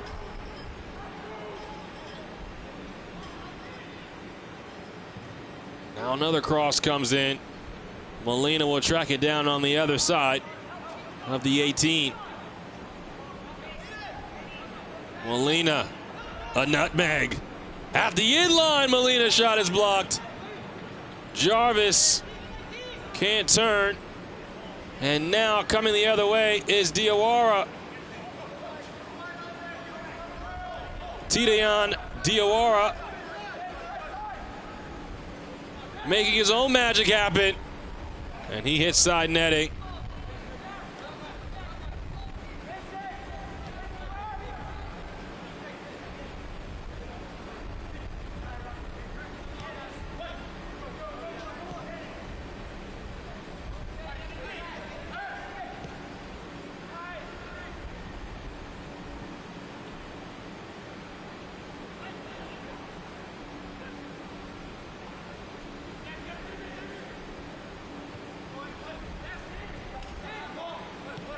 Third minute. Huntsville looking for anything in the attack just to breathe some life into this match. Swansea almost lost possession. Jarvis gliding through. Hayden Jarvis out wide to Ike. And then a foul by Light Ike of Damian Neek.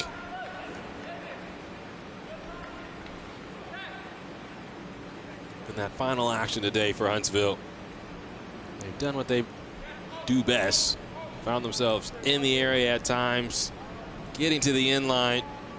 But Chicago knows that they're looking for that cross, looking to pull the ball back, and they have been excellent in their box defending.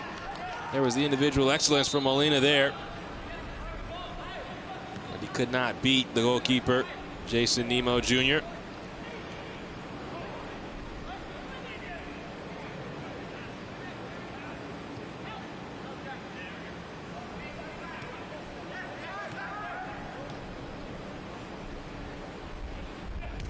Chicago has dealt with this press of Huntsville very well.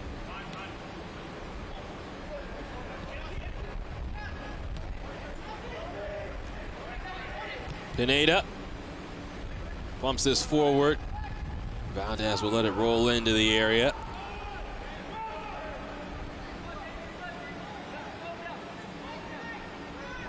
Cristiano.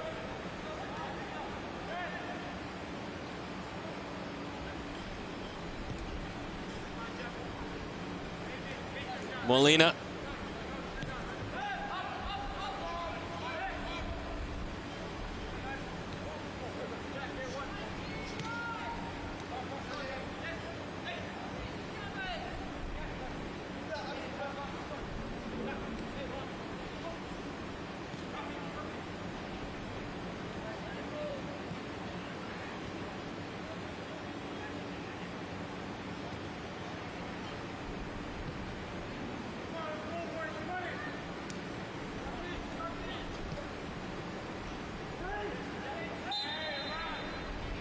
There's a foul.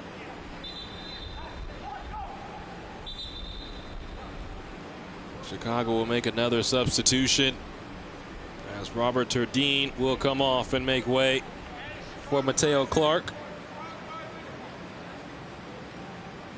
son of former MLS standout Ricardo Clark.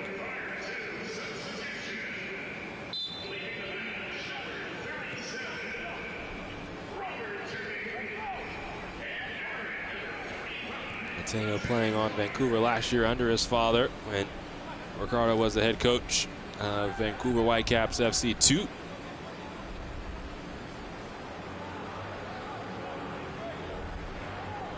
The goal kick now for Huntsville.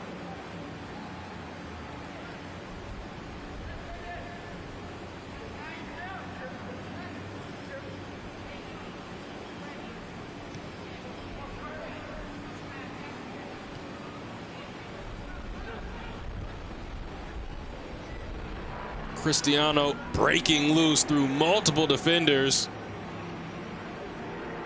He just ran out of real estate for the moment. It's cleared away after Talabi misses out on that ball.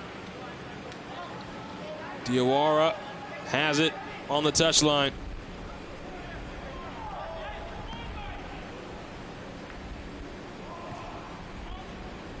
Now a corner for Chicago, and they will take their time.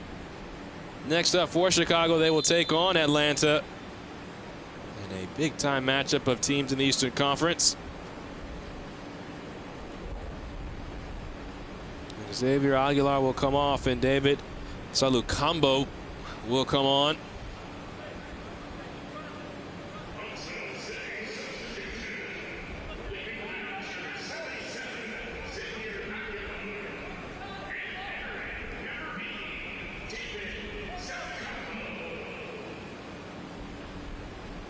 As we move into the 88th minute.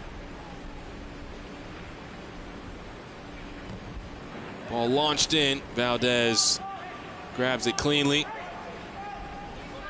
And now Jarvis.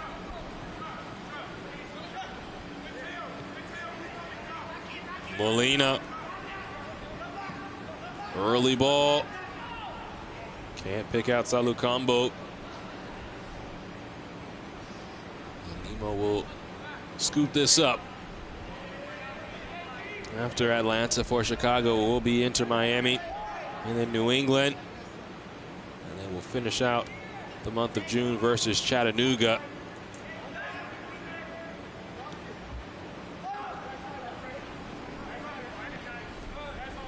Chicago Fire, if they can get past that test of Atlanta, get on a little bit of a run. It's the time of the season where you want to try to pick up points. Coach O'Neill said that of his squad. That's why he was pleased with them when they were picking up 3 points at a time in wins versus Carolina Core and Chattanooga, along with the win over Inter Miami. They have run into a buzzsaw today.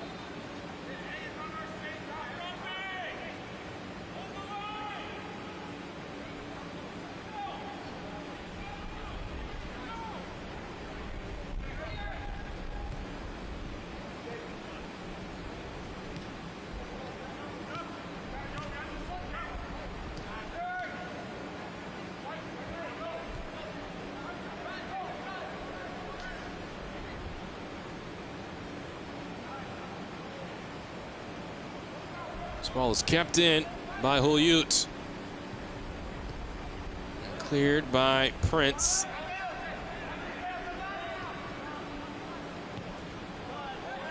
Still working hard. Was Pineda. Prince commits the foul. That'll be a yellow card here in the 90th minute.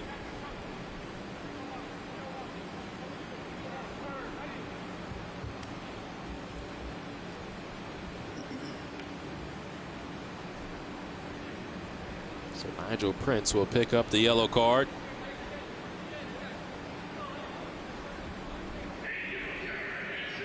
Table. Chicago moving up a couple of spots. They'll move to 10th. With the win today, Huntsville will drop below Philadelphia to 7th. If this result holds.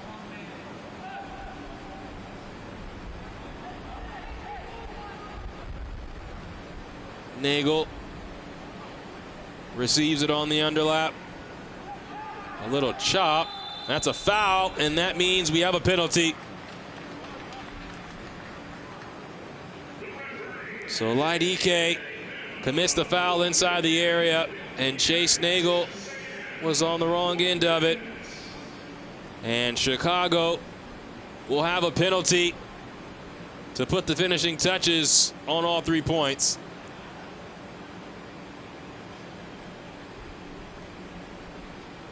So you saw Damian Neek and Tidion Diawara having a conversation. Diawara wins the debate and will take the penalty.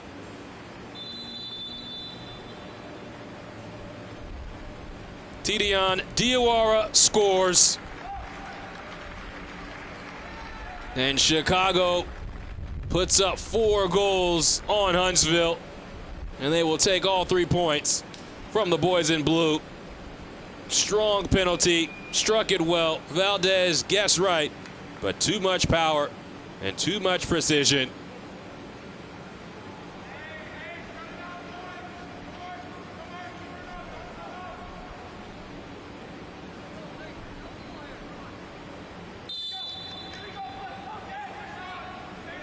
Last couple of moments for Huntsville. Aiden Jarvis forward towards Ike.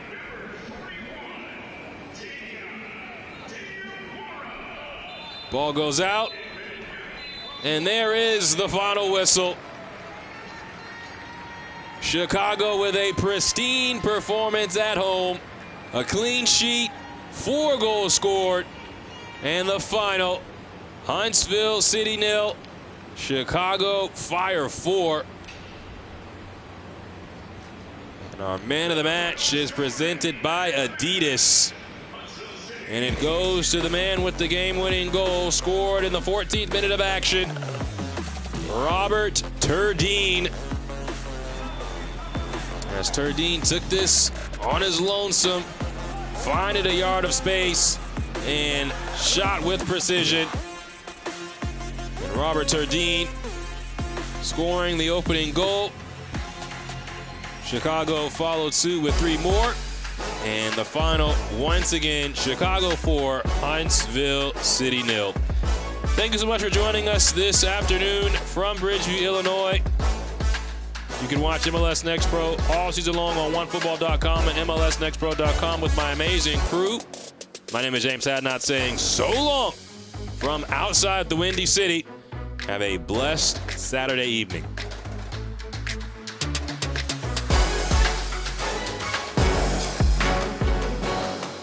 This copyrighted broadcast of Major League Soccer may not be retransmitted, reproduced, or rebroadcast without the express written consent of Major League Soccer.